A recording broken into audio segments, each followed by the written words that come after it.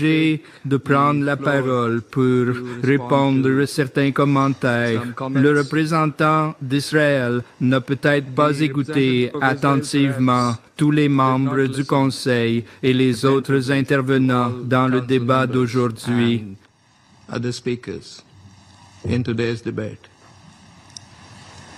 Et, à notre avis, il est inacceptable, voire ridicule pour un agresseur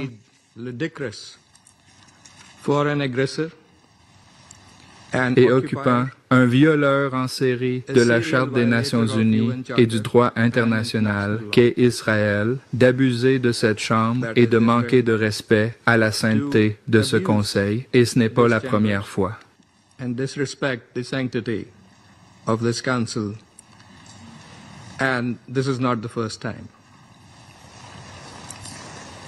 Et en pointant du doigt les autres, des affirmations sans fondement, principalement destinées à masquer ses propres actions illégales et violations du droit international.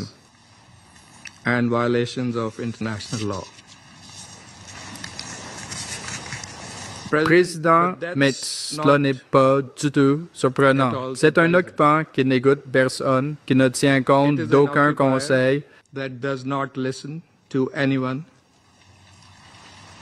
that does not pay heed to any advice, même de la part de ses amis, s'il en reste. If there are any left, qui réfute, et pas seulement réfute, menace les membres de la communauté internationale, members of the international community, médias internationaux, organisations internationales des droits de l'homme et humanitaires. N'écoute pas la CIJ ou la CPI et menace l'ONU et ses hauts responsables. And threatens the UN and its senior officials. Et elle le fait en toute impunité, protégée par ses apologistes, qui, à maintes reprises, acquiescent à ses actions illégales et à son défi envers la communauté internationale.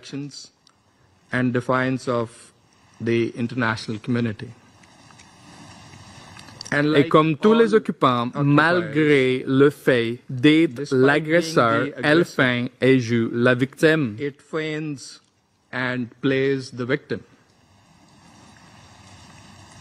Mais aujourd'hui, c'est totalement exposé. Monsieur le Président, ce Conseil a passé des décennies à discuter de la situation au Moyen-Orient et de la question palestinienne. Réunion après réunion, nous consacrons des heures à cet ordre du jour. Ce n'est à cause de personne d'autre.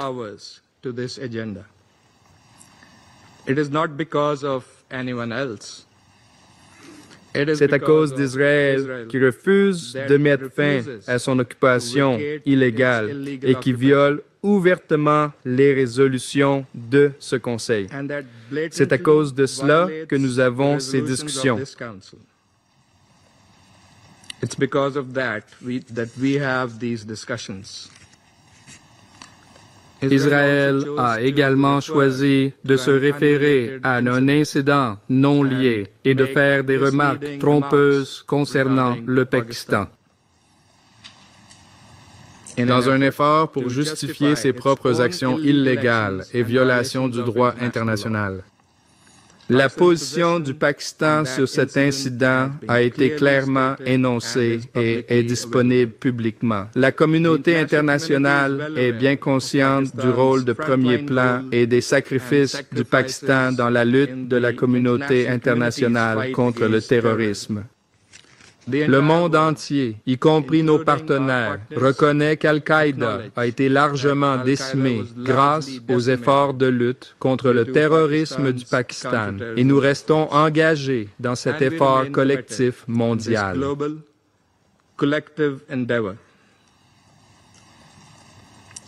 Nous ne pouvons pas accepter les insinuations d'un État voyou irresponsable qui est en fait le perpétrateur du pire type de terrorisme d'État que nous observons à Gaza et en fait dans les territoires palestiniens occupés depuis des décennies. Et nous rejetons toute fausse analogie comme cela a également été fait par le Qatar. also been done by Qatar. Quelle que soit la manière dont elle interprète les déclarations dans ce Conseil, la puissance occupante doit revenir et lire attentivement la déclaration publiée par le Conseil de sécurité The aujourd'hui. statement issued by the Security Council today. Et permettez-moi de le lire à haute voix ici. Une déclaration qui normalement aurait dû être plus forte, mais néanmoins, il a été adopté à l'unanimité par le Conseil. Les membres du Conseil de sécurité expriment leur condamnation des récentes frappes à Doha, le territoire d'un médiateur clé, le 9 septembre. Recent strikes in Doha, the territory of a key mediator on 9 September. Ils ont exprimé un profond regret face à la perte de vie civile. Les membres du Conseil ont souligné l'importance de la désescalade et ont exprimé leur solidarité avec le Qatar. Ils ont souligné leur soutien à la souveraineté et à l'intégrité territoriale du Qatar, conformément aux principes de la Charte des Nations Unies. Les membres du Conseil ont rappelé leur soutien au rôle vital que le Qatar continue de jouer dans les efforts de médiation dans la région et aux côtés de l'Égypte et des États-Unis. Les membres du Conseil ont souligné que la libération des otages, y compris ceux tués par le Hamas, et la fin de la guerre et des souffrances à Gaza doivent rester notre priorité. À cet égard, ils ont réitéré l'importance des efforts diplomatiques en cours du Qatar, de l'Égypte et des États-Unis et ont appelé les parties à saisir l'opportunité de paix. C'est pourquoi nous sommes ici cet après-midi dans ce Conseil. Je vous remercie. Je remercie le représentant du Pakistan. Pour la déclaration, le représentant d'Israël a demandé la parole pour faire une déclaration supplémentaire. Je leur donne la parole. Merci, Monsieur le Président. Vous savez, si le distingué collègue du Pakistan voulait lire la déclaration, il aurait pu le faire au début de la session. Mais je veux me référer à vos paroles. Vous savez peut-être que vous avez été offensé par les mots de mon discours et je m'en excuse. Mais je m'assure que dans mon discours, je m'en tiens aux faits. Et le fait est qu'Oussama Ben Laden a été tué au Pakistan et personne n'a condamné les États-Unis. Et quand d'autres pays au sein de ce Conseil ont attaqué des terroristes, personne ne les condamne. Et c'est le problème des doubles standards. Quand vous appliquez des standards différents à Israël, puis les standards que vous appliquez à vous-même, c'est le problème de cette institution. Donc oui, vous ne pouvez pas changer le fait que le 11 septembre est arrivé et aujourd'hui, nous marquons ce jour. Vous ne pouvez pas changer le fait qu'Oussama Ben Laden était au Pakistan et qu'il a été tué sur votre territoire. Mais je vous demanderai, lorsque vous nous critiquez, et je suis sûr que cela continuera à l'avenir, de réfléchir à la question des doubles standards.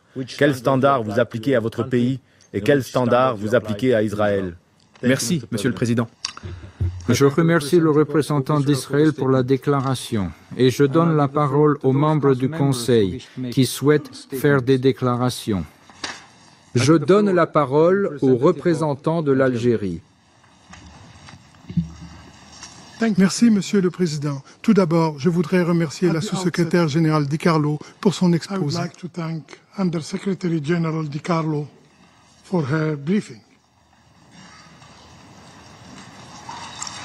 Nous nous rencontrons à nouveau à la suite d'un autre acte grave et illégal commis par les autorités israéliennes.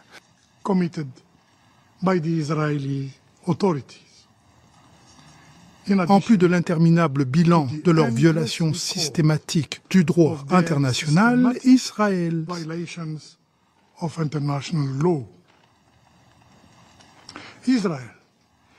se comporte comme si la loi n'existait pas, comme si les frontières étaient des illusions, comme si la souveraineté elle-même était une notion dispensable, comme si la Charte des Nations Unies,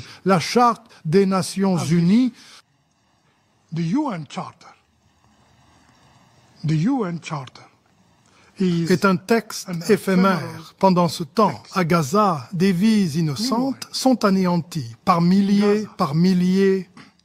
Innocent lives are annihilated by the thousands, by the thousands. Le monde regarde impuissant l'horrible image de destruction, de dévastation et de désespoir humain.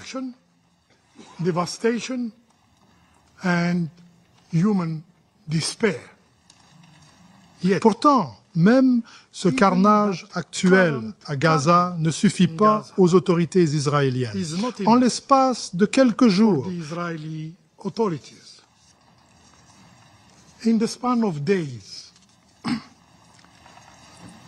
Israël a frappé la Syrie, le Liban, le Yémen et maintenant un médiateur de paix renommé, l'État du Qatar. and now a renowned peace broker, the state of Qatar. Et ce n'est pas de la force, c'est de l'imprudence, c'est le signe de la folie. C'est la conduite d'un gouvernement extrémiste non né par l'immunité, par l'impunité, Conduct of an extremist government unborn by immunity, by impunity. un gouvernement entraînant la région et le monde entier vers l'abîme, monsieur. And the whole world toward the abyss. Monsieur le Président, l'Algérie condamne fermement strongly condemns et dénonce l'agression israélienne lâche qui a visé la capitale qatari, Doha. Nous exprimons notre pleine solidarité avec l'État frère et le peuple du Qatar. Our full solidarity with the brotherly state and people of Qatar. La récente attaque à Doha est plus qu'une violation de la souveraineté d'un membre de l'ONU, c'est un affront à la diplomatie elle-même. It is an affront to diplomacy itself. Elle a ciblé un médiateur salué, travaillant sans relâche pour mettre fin à l'effusion de sang à Gaza. To end the bloodshed in Gaza. C'est une preuve irréfutable que la puissance occupante israélienne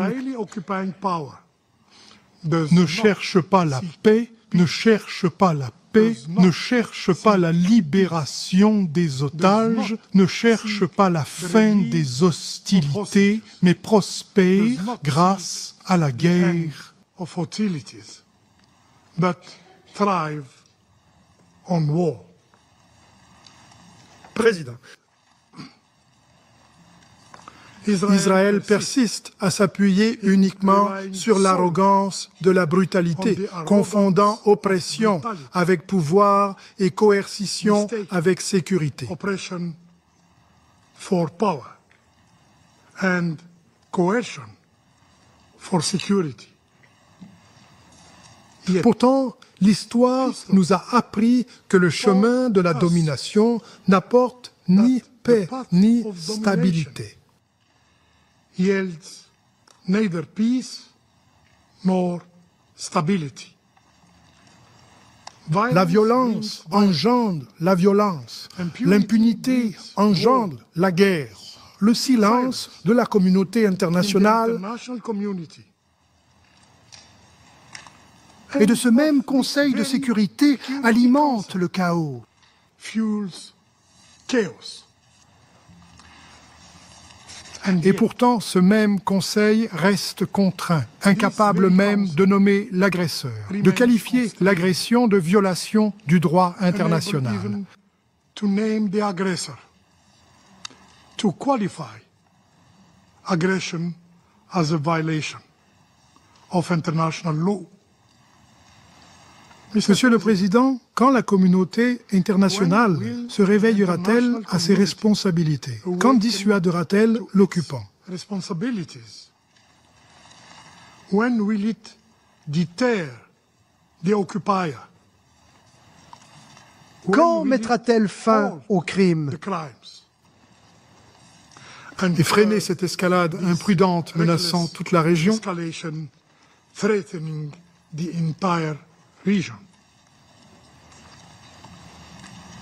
La région, et en effet le monde, exige des actions significatives.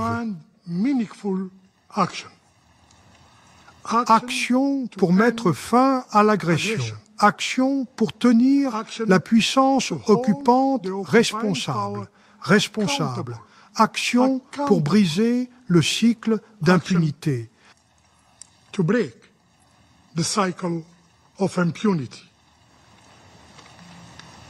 Ce Conseil doit utiliser tous ses outils, y compris les sanctions, avant qu'il ne soit trop tard. Je vous remercie.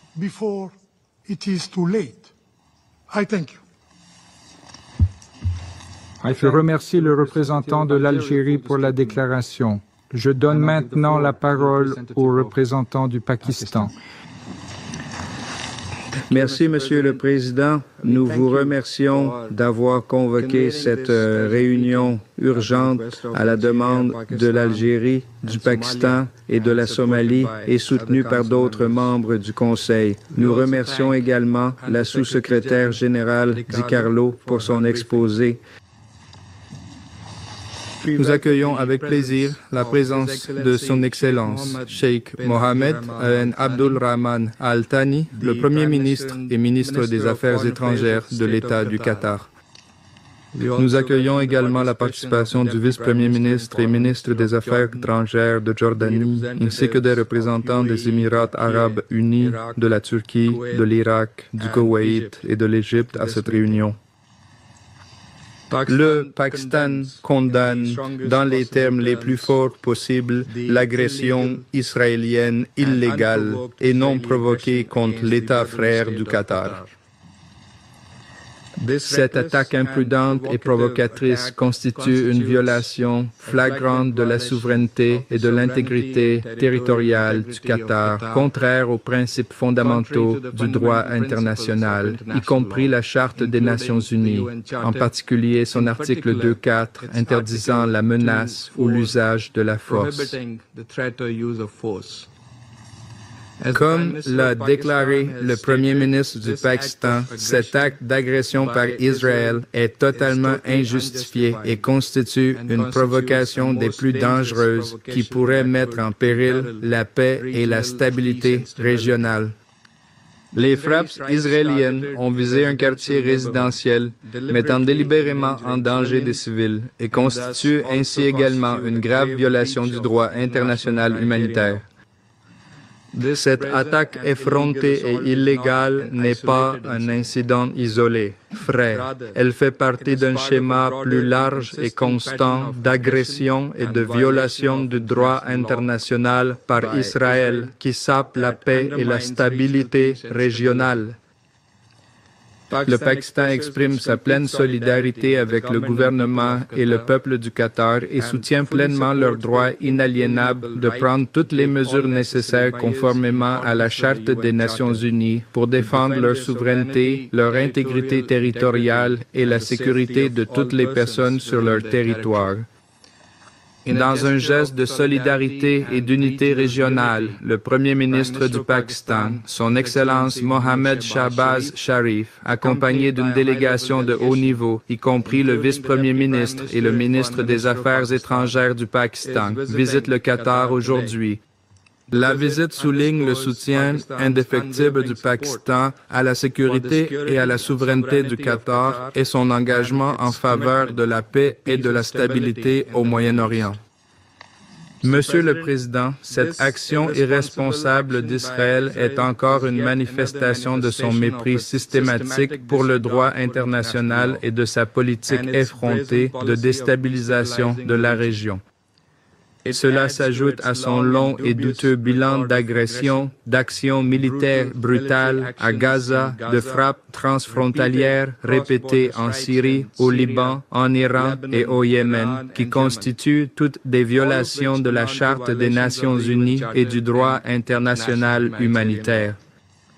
De tels actes d'agression, tels que définis par la résolution 3314 de l'Assemblée générale des Nations unies, établissent également un précédent dangereux, érodent la primauté de l'État de droit et engendrent une culture d'impunité qui menace la sécurité de tous les États.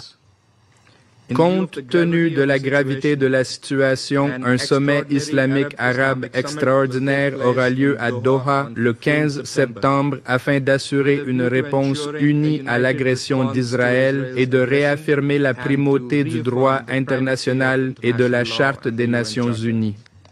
Le Pakistan participera à cette réunion importante à un haut niveau. Monsieur le Président, au moment où des négociations délicates sur l'accord de paix à Gaza progressent vers une possible percée, frapper le territoire d'un médiateur principal et ceux directement impliqués dans les négociations est une tentative délibérée de saboter la diplomatie, de faire dérailler les efforts de paix et de prolonger la souffrance des civils. Il est évident qu'Israël, la puissance occupante, est déterminée à faire tout son possible pour sa paix et faire exploser toute possibilité de paix. Cela soulève également de sérieuses questions quant à savoir si le retour des otages était vraiment une priorité. De toute évidence, les politiques destructrices d'Israël sont incompatibles avec la quête de paix et de stabilité de la communauté internationale. Malheureusement, cela a été encouragé par la réponse faible et l'inaction de ce Conseil. Le Pakistan félicite le rôle important et constructif du Qatar dans la facilitation des efforts de médiation, y compris pour un cessez-le-feu et la libération des otages, ce qui a été largement et constamment apprécié par tous les membres du Conseil, ainsi que le rôle de l'Égypte et des États-Unis. Nous reconnaissons l'engagement infatigable et de principe du Qatar avec toutes les parties, souvent dans des circonstances des plus difficiles, pour maintenir les canaux de dialogue ouverts et faire avancer les perspectives de paix. Le Qatar a constamment démontré leadership, sagesse et engagement envers les principes humanitaires, travaillant en étroite coordination avec des partenaires régionaux et internationaux pour combler les divisions, promouvoir la paix, réduire les tensions et alléger la souffrance du peuple palestinien. S'appelle un médiateur aussi crédible et indispensable menace d'éteindre l'un des rares chemins viables vers une paix juste et durable. Cibler le Qatar n'est donc pas seulement une attaque contre un État souverain, mais aussi une attaque contre la diplomatie et la médiation elle-même. Le Pakistan se félicite de la condamnation par le Conseil de sécurité des frappes à Doha et de l'expression de soutien à la souveraineté et à l'intégrité territoriale du Qatar conformément aux principes de la Charte des Nations unies. Le Conseil doit aller au-delà, tenir Israël responsable, protéger le rôle et la protection des médiateurs engagés dans les efforts de paix et réaffirmer la centralité du droit international et de la Charte des Nations unies dans le maintien de la paix et de la sécurité internationale. Monsieur le Président, la cause profonde des crises récurrentes et de l'instabilité au Moyen-Orient est l'occupation prolongée par Israël des terres arabes et son défi persistant au droit international et à la légitimité internationale. Une paix durable ne peut être atteinte que par un règlement politique global, y compris la fin de l'occupation des terres arabes, en particulier les territoires palestiniens occupés. Le Pakistan appelle à un cessez-le-feu immédiat, inconditionnel et permanent à Gaza et dans tous les territoires palestiniens occupés, à un accès humanitaire complet et sans entrave à la population palestinienne assiégée et affamée et à la revitalisation d'un véritable et un processus politique irréversible pour mettre fin à l'occupation israélienne, conduisant à la réalisation d'un État palestinien souverain, viable et contigu, basé sur les frontières d'avant 1967, avec Al-Quds al-Sharif comme capitale. Le Pakistan se tient aux côtés de la direction et du peuple frère du Qatar pour défendre leur souveraineté, leur dignité et leur intégrité territoriale.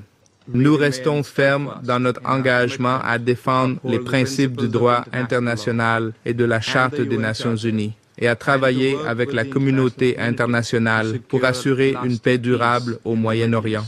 Je vous remercie. Je remercie.